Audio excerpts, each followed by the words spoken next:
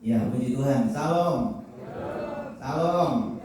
Ya, puji Tuhan, kita mengucap syukur atas kebaikan Tuhan sehingga kita bisa berkumpul beribadah pada pagi hari ini di bulan yang baru, di bulan November, ya, bulan 11. Ya, tidak terasa kita sudah masukin bulan November dan kita akan memasuki bulan Desember dan tahun baru lagi, ya. Tahun baru, umur baru, berkat yang baru. Ya, puji Tuhan. Dan untuk tema bulan November ini yaitu kuasa perkataan. Kita sebutkan sama-sama. 1, 2, 3 ya. Sekali lagi, 1, 2, 3 ya. Kuasa perkataan. Jadi perkataan kita ini penuh kuasa. Oleh sebab itu kita harus hati-hati dengan apa yang kita ucapkan, dengan apa yang kita katakan. Karena perkataan kita itu penuh kuasa. Dan seperti bangsa Israel waktu keluar dari Mesir, waktu keluar dari perbudakan, Tuhan mau membawa mereka, bangsa Israel, untuk masuk ke tanah perjanjian. Tapi dari sebagian mereka tidak masuk tanah perjanjian. Kenapa mereka tidak bisa masuk ke dalam tanah perjanjian? Karena perkataannya penuh kuasa.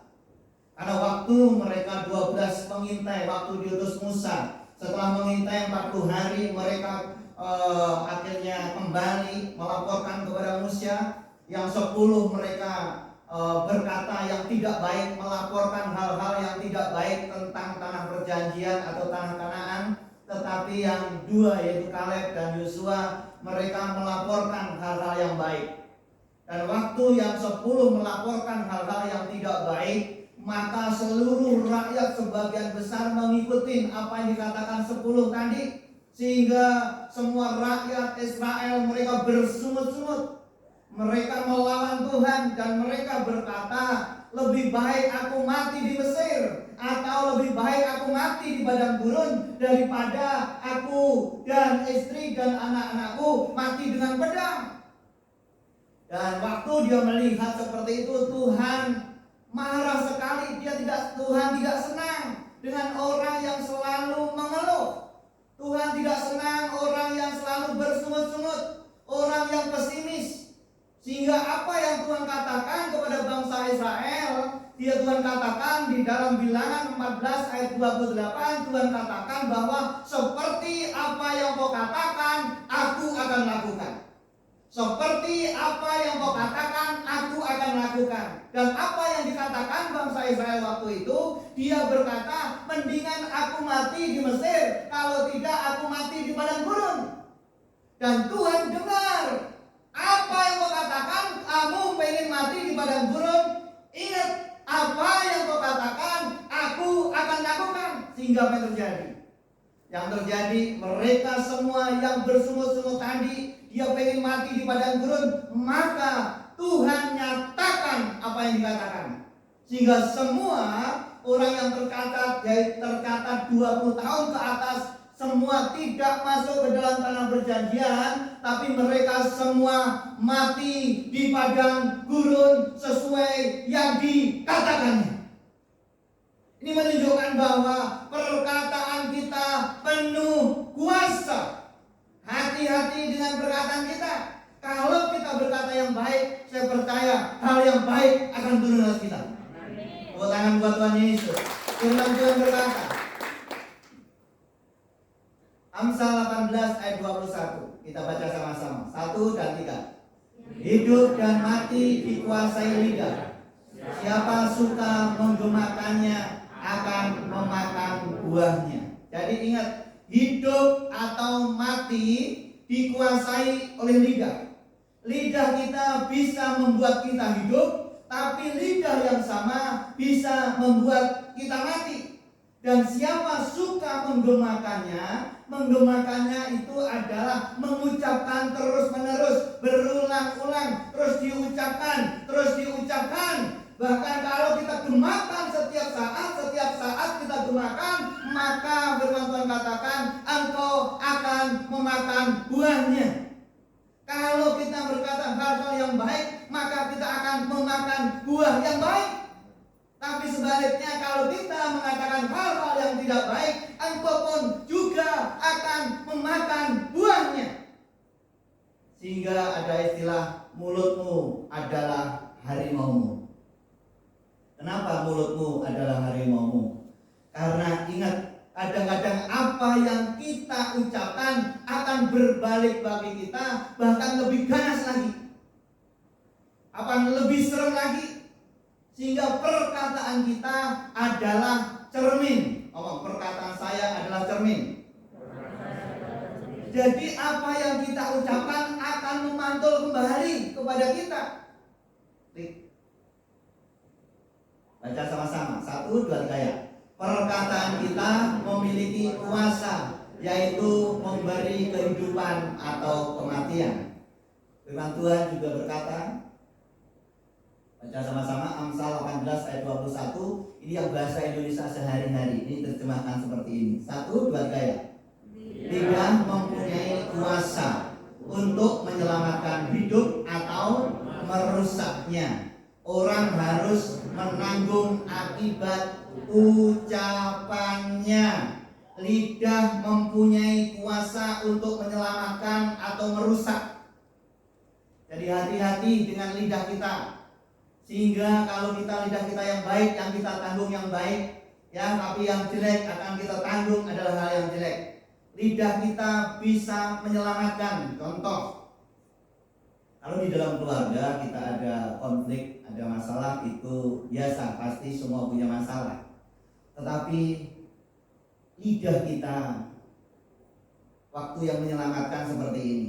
Ya, memang kita ada masalah ya, Ma, dan anak-anak kita. Tetapi kita percaya kita punya Tuhan, pasti Tuhan akan menolong keluarga kita. Amin. Itu namanya menyelamatkan.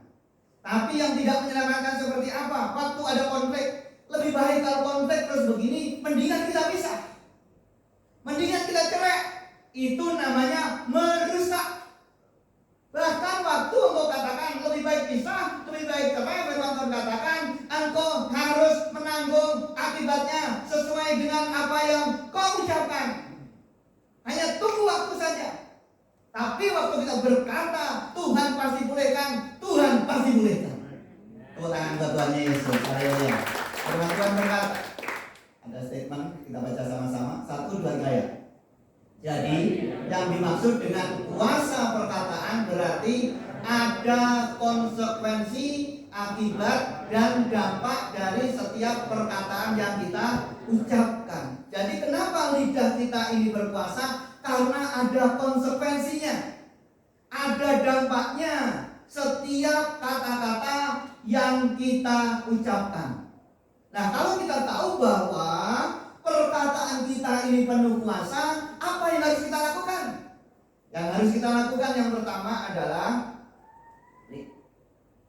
kita harus menguasai perkataan. Coba, menguasai perkataan. 1, 2, 3 ya. Supaya perkataan kita, karena kita tahu perkataan kita ini penuh kuasa, ya, bisa merusak, juga bisa membangun. Oleh sebab itu yang harus kita lakukan supaya kita terus berkata yang baik, maka kita harus bisa menguasai perkataan kita. Firman Tuhan berkata, Yakobus 3 ayat yang ketiga. 1, 2, 3 ya. Kita mengenakan kekang pada mulut kuda sehingga ia menuruti kehendak kita. Dengan jalan demikian kita dapat juga mengendalikan seluruh tubuhnya. Jadi di Yakobus 3 ini tentang lidah. Jadi kalau kita ikuti firman Tuhan di atasnya, kalau kita tidak bersalah dalam perkataan kita, maka kita ini adalah orang yang sempurna. Lidah bisa memegahkan, tetapi juga lidah bisa menghancurkan. Oleh sebab itu kita harus bisa menguasai perkataan kita. Dengan cara apa? Di dalam Yakobus memberikan pengajaran kepada kita untuk menguasai perkataan dengan cara mengenakan kekang. Mengenakan kekang. Diumpamakan seperti kekang kekang pada kuda. Nah, kuda ini seperti ini. Jadi kekang itu yang ada kekang itu yang ada di mulutnya ini. Ya, kita mengenakan kekang pada mulut kuda sehingga ia menurutin kehendak kita. Jadi kalau kuda itu dikasih kekang, ya, kekang itu di mulutnya begini, jadi itu nanti ditarik. Jadi untuk mengendalikan ditarik oleh jokinya, jadi sehingga dia nurut. Jokinya mau bawa ke kanan atau ke kiri, tinggal tarik, dia nurut. Dia maju atau ke belakang, dia nurut. Tetapi kalau nggak ada kekang, bisa berontak, bisa-bisa nendang kita. Ya, bisa-bisa tambah lari, dia tidak bisa dikuasai. Kenapa? Nggak ada kekangnya. Nah, begitu juga kita. Kalau kita bisa menguasai mulut kita, lidah kita, kita bisa menguasai hidup kita. Oleh sebab itu kita harus tahu persis kapan saatnya berbicara dan kapan saatnya diam. Coba kita baca sama-sama. 1, 2, 3 ya. Kita harus tahu persis kapan saatnya berbicara dan kapan saatnya diam. Nah, ini penting sekali. Karena kadang-kadang waktu kita bicara, kita diam. Waktu kita diam, kita bicara. Ini repot. Ya, oleh sebab itu kita harus tahu kapan kita harus bicara. Nah, ada seorang anak Tuhan, akhirnya saya tanya, kenapa kok kamu jarang di rumah sih? Iya Pak, kalau saya di rumah, kalau pulang kerja, cepat-cepat pulang, pasti berantem. Saya ngomong 1 kata, dia langsung ngomong 1000 kata. Dia cerewetnya luar biasa. Lebih baik saya diem saja. Ini pun juga salah. Ini hanya nunggu bom waktu. Sehingga karena diamnya, dia nggak mau kerja itu langsung ke rumah. Bisa-bisa dia langsung olahraga dulu, nunggu sampai malam baru dia pulang. Atau dia kalau punya hobi mancing, dia punya mancing dulu, baru setelah itu dia pulang. Dia nggak mau ketemu dengan istrinya lama-lama. Kenapa? Karena dia nggak bisa bicara. Dia nggak tahu kapan dia harus bicara, kapan harus diam. Karena apa? Setiap bicara, istrinya juga ikut bicara. Tapi ingat, bagi kita semua, kita harus tahu kapan harus bicara, kapan harus diam. Contohnya, kalau istri kita anggap saja sedang marah, kita jangan ikut marah. Kalau ikut marah justru tidak ada yang menang, semuanya kalah. Kalau istri kita sedang marah, kita harus diam. Waktu dia diam, kita sedang akhirnya kita ngomong ke dia. Contoh, dulu saya bukan keluarga yang sempurna. Saya pun juga 5 tahun pernikahan, banyak pertentangan yang luar biasa, banyak nggak ada kecocokan. Sehingga kalau Bu Tuti marah, ya, Bu Tuti marah, nanti saya diam. Tapi diam artinya Bu Tuti ngomong, kenapa kamu diam? Diam juga salah. Diam juga salah. Terus akhirnya apa? Kenapa kamu gak ngomong? Akhirnya saya ngomong, yaudah, saya ngomong. Kalau kamu udah selesai bicara, nanti baru saya ngomong. Saya tunggu 5 menit. Karena apa? Kalau saya ngomong juga, pasti jadi berantem. Nah, begitu juga di dalam pekerjaan. Karena firman kalau kerjaan yang Bapak tadi tegur bos, akhirnya kamu itu salah pekerjaanmu ini. Gimana salahnya bos? Wah, harusnya diam dulu. Kalau yang seperti itu pasti dipecat. Karena firman Tuhan di Amsal juga dikatakan bahwa orang yang memberi jawab sebelum ia mendengar adalah kebodohan dan kecelaan bagi dirinya. Jadi orang yang berkata dulu menjawab, tapi sebelum dia belum mendengar, belum mengerti, tapi dia sudah menjawab adalah bodoh. Ngomong kiri kanannya, saya tahu yang dimaksud itu. Jadi itu adalah bodoh. Dengerin dulu.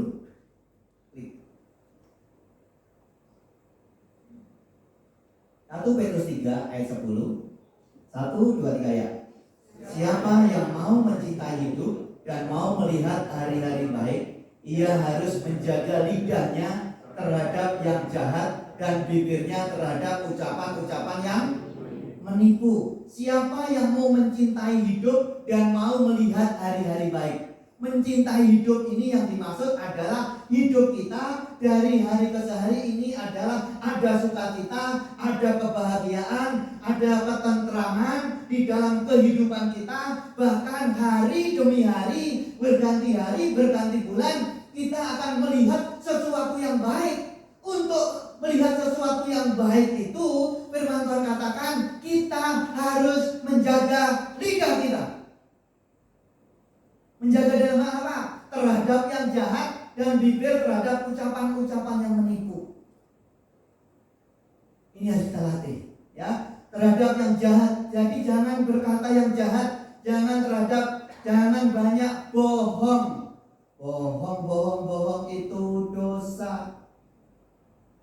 Anggap aja seorang dagang, ya, orang dagang ada pembeli, ya, akhirnya dia tanya, "Bu, ini asli atau tidak?" Akhirnya pedagang berkata, "Oh, ini asli, sebetulnya palsu." Akhirnya ditawar, tapi ada yang nawar, "Oh, saya tawar segini aja ya." "Oh, nggak bisa, kalau tawar segitu saya nggak untung." Sebetulnya segitu pun sudah untung. Ingat bagi kita, jangan bohong, harus jujur. Ngomong jujur. "Pak, nanti kalau itu pelanggan hilang loh." Tidak berhikmat cara menyampaikannya. Karena apa? Kalau engkau bohong, engkau hal-hal menipu, perkataan-perkataan yang tidak baik, firman Tuhan katakan engkau tidak akan pernah melihat hari-hari baik. Hari-harimu pasti diliputi hal-hal yang duka, hal-hal yang tidak bahagia. Tapi kalau kita mau melihat hari-hari kita yang baik, jangan berkata yang jahat, mulut kita berkata hal yang baik, saya percaya hari-hari kita akan menjadi baik. Tepuk tangan buat Tuhan Yesus. Baca 1, 2, 3 ya.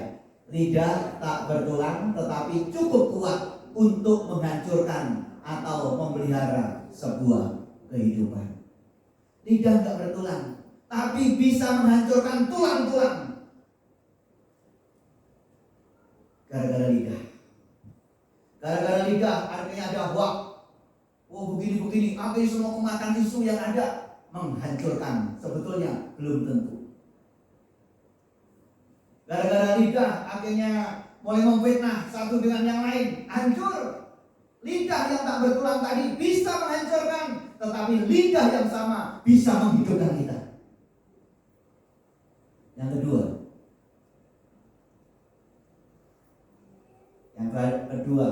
karena kita tahu bahwa perkataan kita punya kuasa, oleh sebab itu yang kedua kita harus melatih perkataan. Ngomong sama-sama, melatih perkataan. Firman Tuhan berkata, jadi perkataan kita ingat harus dilatih. Jadi kita ngomong yang baik itu nggak bisa kita khotbahin langsung keluar langsung baik, nggak bisa. Harus dilatih setiap hari. Ngomong dilatih. Jadi nggak bisa otomatis, tetapi harus dilatih. Efesus 4 ayat 29. 1, 2, 3 ya. Janganlah ada perkataan kotor keluar dari mulutmu, tetapi pakailah perkataan yang baik untuk membangun di mana perlu, supaya mereka yang mendengar beroleh kasih karunia. Jadi ingat, perkataan kita harus dilatih. Jadi perkataan kita enggak secara otomatis langsung baik, tidak. Tetapi kebiasaan-kebiasaan buruk, hal-hal yang tidak baik yang selama ini kita ucapkan, mulai hari ini dikurangi dan dilatih untuk mengucapkan hal-hal yang baik, hal-hal yang membangun. Sehingga Tuhan katakan, jangan ada perkataan kotor keluar dari mulutmu. Jadi hal-hal yang menyakitkan itu yang kotor, hal-hal yang sia-sia. Karena perkataan yang sia-sia harus dipertanggungjawabkan pada hari penghakiman. Kata-kata sia-sia adalah kata-kata yang bagaimana sih? Kata-kata yang enggak perlu. Ya, kata-kata yang menghancurkan, kata-kata yang menyakitkan. Tetapi pakailah perkataan yang baik, ya, ini yang harus dilatih, dan yang membangun. di mana perlu supaya mereka yang mendengar beroleh kasih karunia. Jadi waktu kita berkata ini, orang lain diberkati. Nah, bagaimana supaya kita melatih dalam perkataan ini? Yang A, 1, 2, 3 ya. Menjaga hati dan pikiran. Jadi untuk melatih perkataan kita supaya perkataan kita menjadi baik dan membangun dan menjadi berkat buat orang lain, yang harus kita lakukan yang pertama, menjaga hati dan pikiran. Firman Tuhan berkata, Matius 5 ayat 15 atau 18. 1, 2, 3 ya. Tetapi apa yang keluar dari mulut berasal dari hati, dan itulah yang menajiskan orang. Ayat 19. Karena dari hati timbul segala pikiran jahat, pembunuhan, perzinahan, percabulan, pencurian, sumpah palsu, dan hujat. Dimulai dari hati.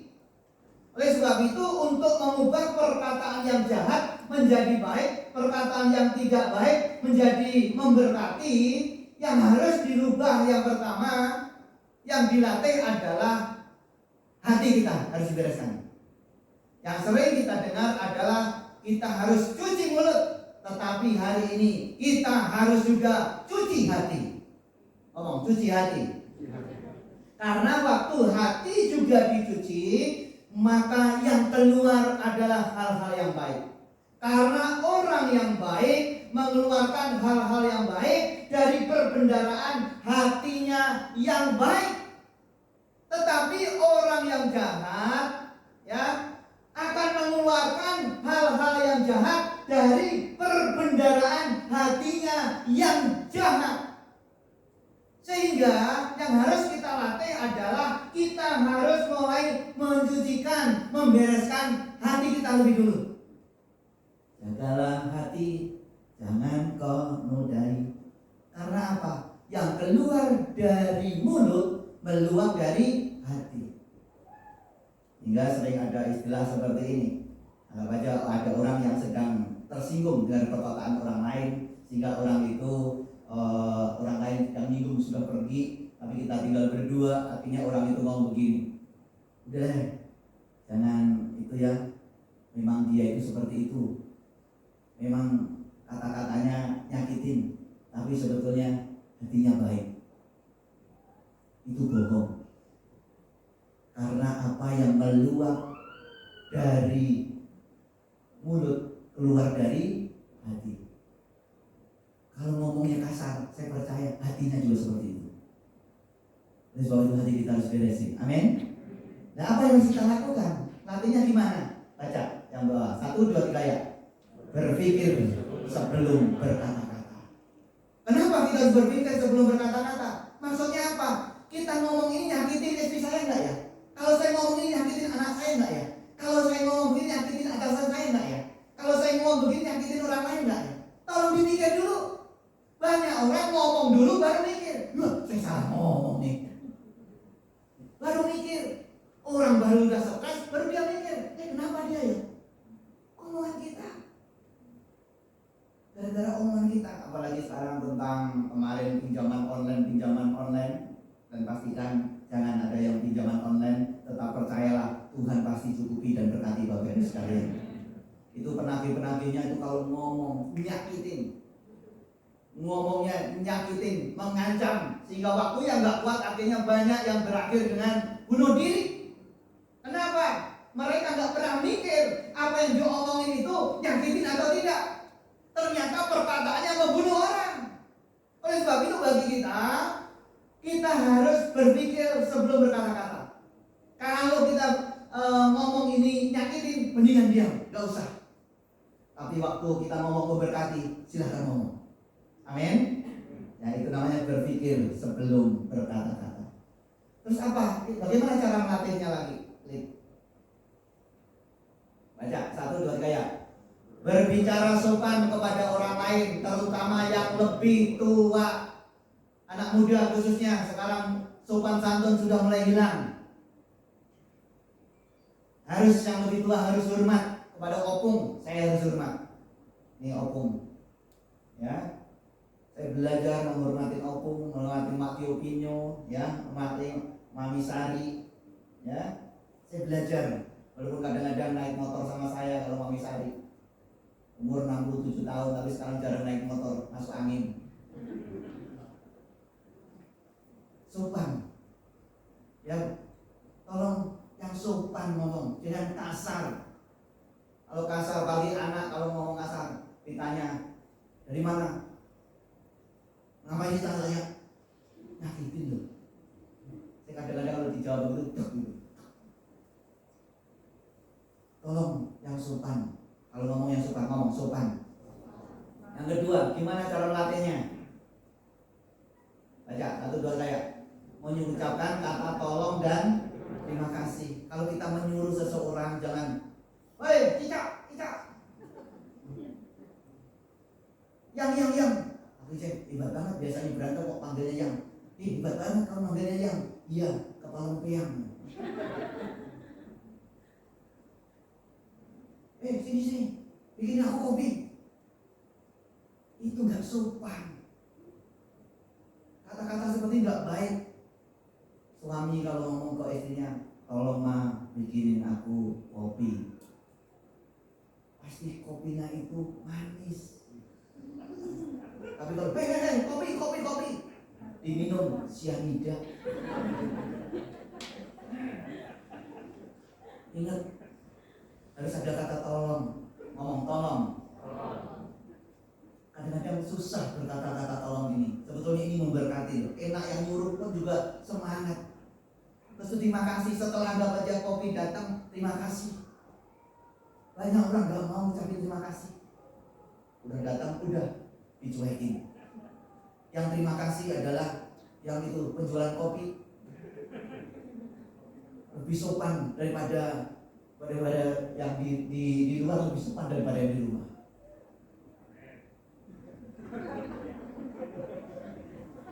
Ya, oleh sebab itu, ayo agar kau ucapin terima kasih. Amin, terima kasih. Coba ngomong terima kasih. Jangan cuek saja. Nah, itu tandanya sudah mau berakhir.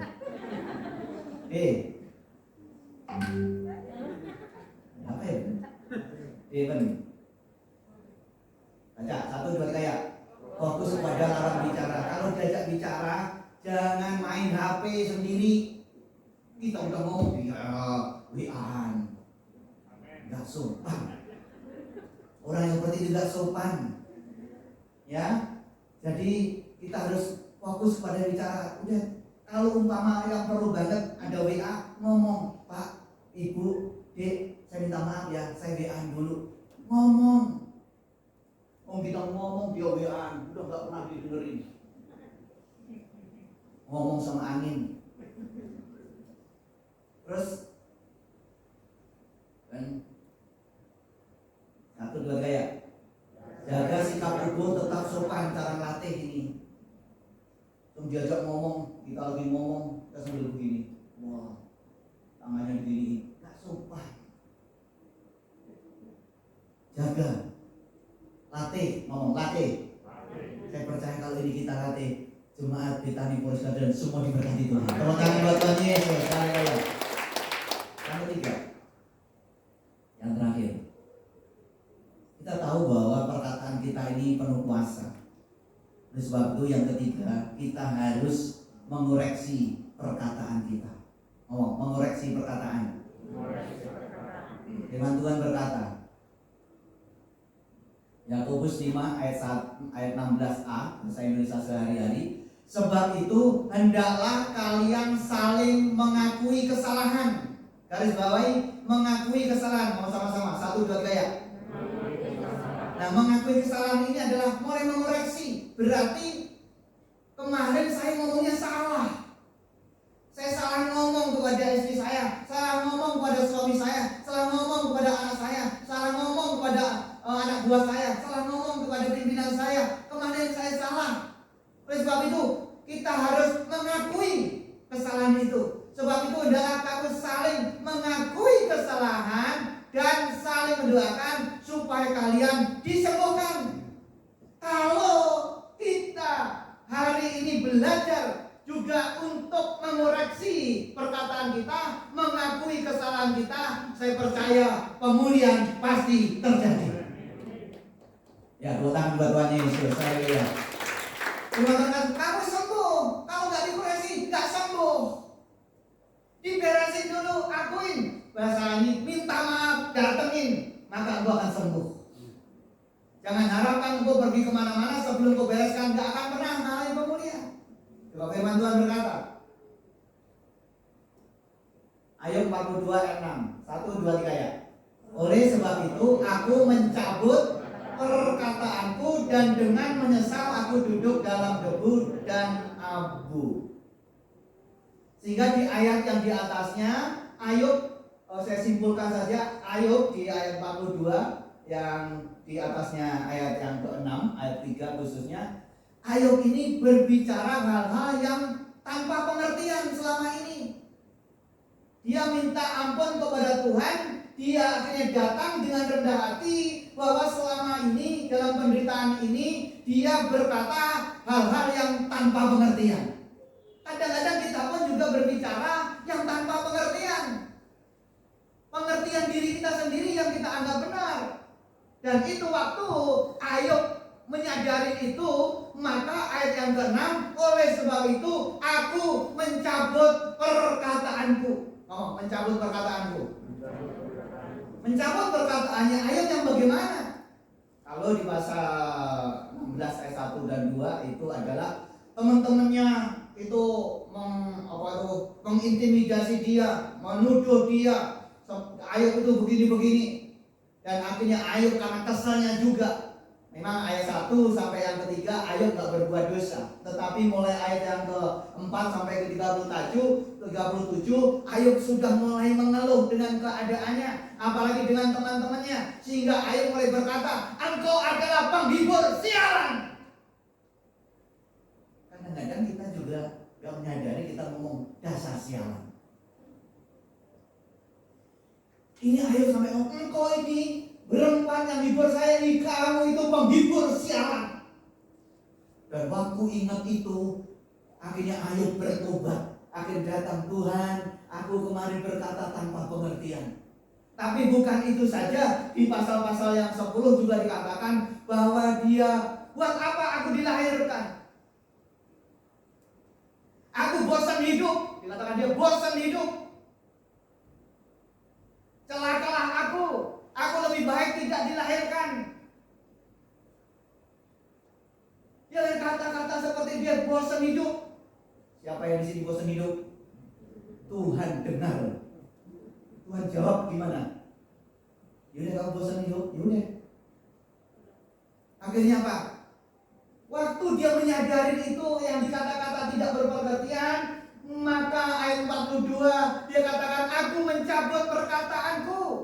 Dan di ayat 41 ke bawah, sebelum Ayub mencabut perkataannya, tidak ada pemulihan.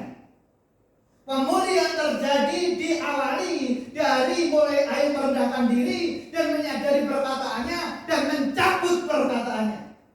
Tuhan, kemarin saya ngomong bosan hidup, saya cabut Tuhan dalam nama Yesus. Saya ngomong sialan, Tuhan saya cabut dalam nama Yesus. Sehingga Tuhan pulihkan Ayub 2 kali lipat. Tangan buat Tuhan Yesus. Baca bawahnya 1, 2, 3. Mencabut perkataan adalah awal dari pemulihan. Kalau kita semua mau mengalami hari-hari baik, dipulihkan hidup kita, cabut perkataan yang jelek. Perkataan contohnya suami istri, cerai saja, cabut. Karena kalau nggak dicabut, tunggu waktunya. Iblis saja datang pada dia yang ngomong loh, bukan saya loh. Anggap aja dilapor kepada Tuhan. Nunggu waktu pasti cerai. Kita harus datang Tuhan, kata-kata cerai saya cabut dalam nama Yesus. Kata-kata punya anak nggak bisa matematika, dasar kamu bodoh. Tuhan saya cabut perkataan saya rubah dia pintar. Ngomong yang jelek kepada istrinya, dasar endut. Nggak boleh kata-kata endut.